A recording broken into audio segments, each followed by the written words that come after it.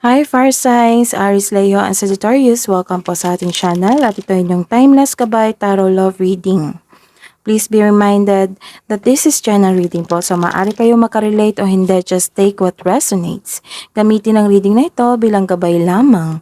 Balik po kayo dito bukas para sa ating daily Gabay Tarot Love Reading. Please like, subscribe, and click bell button for notification para po updated po kayo sa daily tarot reading natin. Para po sa gusto magpa-reading, maaari niyo pong makuha ang link nasa description box po ito. Message nyo lang po ako sa Messenger. Maraming salamat po.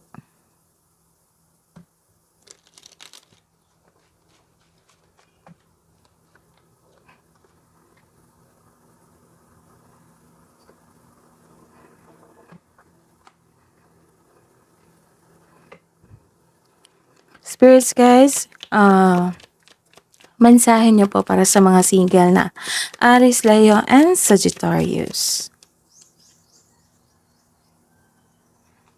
You're faking yourself.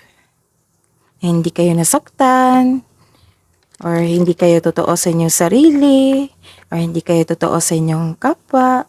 You are pretending. Bakit kaya?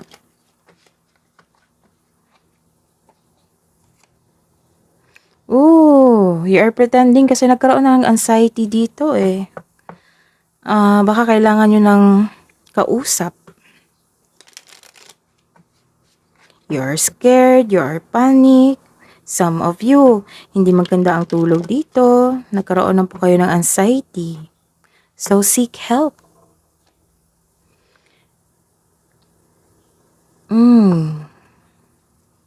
You're taking risk. Nagkaroon ng nightlife dito. Nagkaroon ng time sa isang social life. Oo. See? You are seeking help. Ask for help sa mga genuine na tao. It might be your family, siblings, close friends.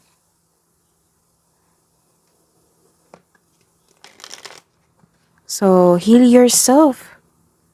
Kailangan mong maagapan ito. Sa mga may relasyon, some of you, buntis ngayon or nakatanggap kayo ng isang support or isang money.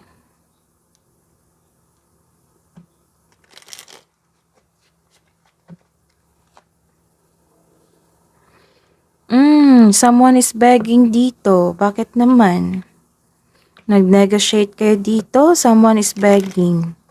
Sa mga may relasyon dyan. Nag-ask kayo ng financial support? Or may nagbigay sa inyo ng financial support kasi may money dito. So this is a child support, government support, alimony. Maaring inantay nyo to. Ito na po, darating na po. So may ganap po sa inyong buhay relasyon ngayon, sa inyong buhay mag-asawa. It might be the next day, weeks, or ngayong buwan na ito. May naka-destiny po na ganap sa inyong relasyon po. Clarification po para sa mga single na Aries, Leo, and Sagittarius. Sa apat na card nila, pretending anxiety, nightlife intervention. Clarification of this reverse card.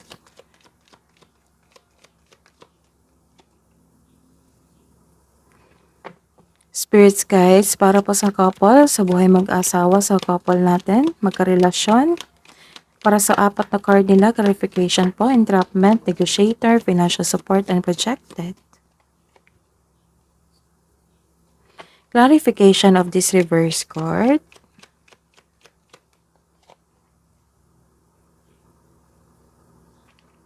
Sa mga single dyan, inaalala mo yung past mo o childhood mo. Nag-iisip ka na mas better pa yung past mo kaysa present. May unhealthy attachment ka sa nakaraan, hindi ka makapag-move on. Pwede rin may unexpected visitor ka ngayon o may nag-message sa inyo ngayon na bigla mong naalala ang nakaraan. The advice is, let the memories rest. These people have no place in your future just now. Learn from the past, move on, try something new sa present, and para may expectation tayo na better outcome sa future. Baka kasi sa kakalook back natin sa past, naging stagnant na ang araw natin ngayon.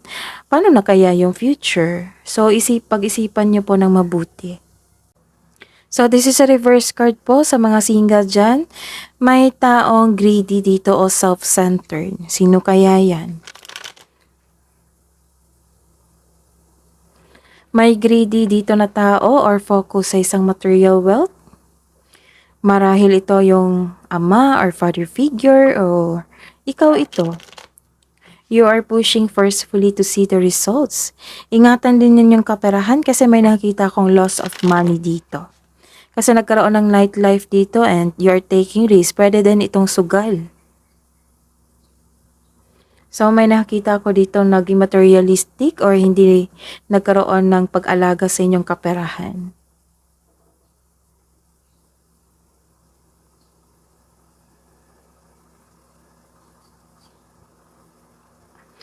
Sa mga may relasyon, this is a reverse card.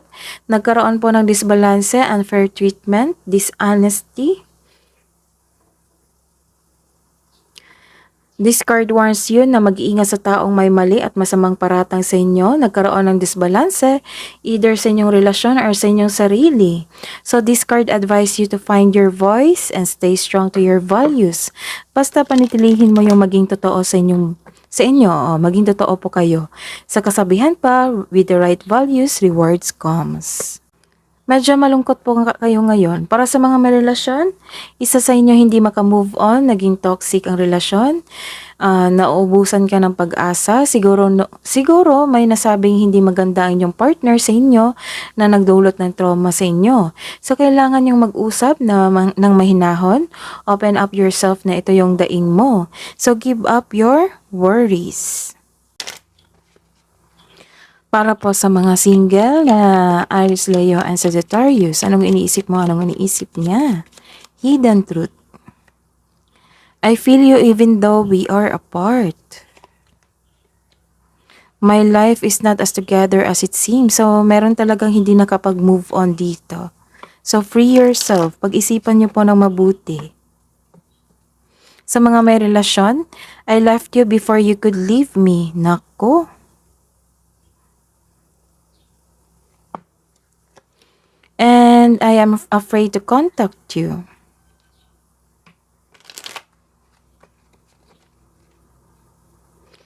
Love advice po para sa mga single natin, Aries, Leo, and Sagittarius. Shuffle lang natin po.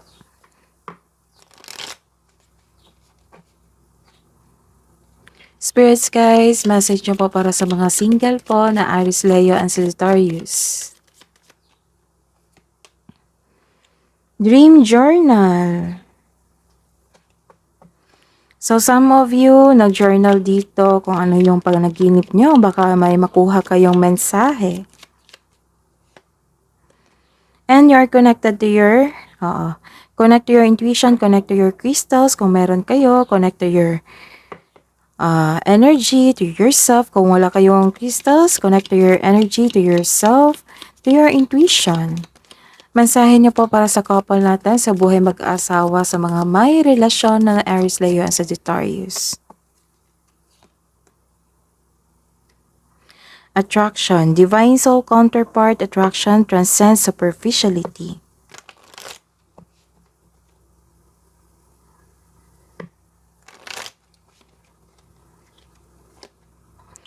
And you have a power. The power of love is like a magnet, drawing souls together. Love advice po para sa mga single dyan na Aries, Leo, and Sagittarius. Close your eyes and tell yourself that you deserve to feel joyful. You can allow joy into your life regardless of the circumstances you currently find yourself in. So take this advice. Magiging masaya ka rin kung hayaan mo kung i-release mo itong nag-cause ng anxiety sa inyo. Sa mga may relasyon, don't make decisions based on guilt or what you think you should do. For it is only being true to yourself that you can be true to the other. So be true to yourself. Kausapin nyo kung maaari na siyang kausapin. That is your reading po, Aries, Leo, and Sagittarius. Please like, subscribe, and click bell button for notification para po updated po kayo sa daily tarot reading natin. Maraming salamat po.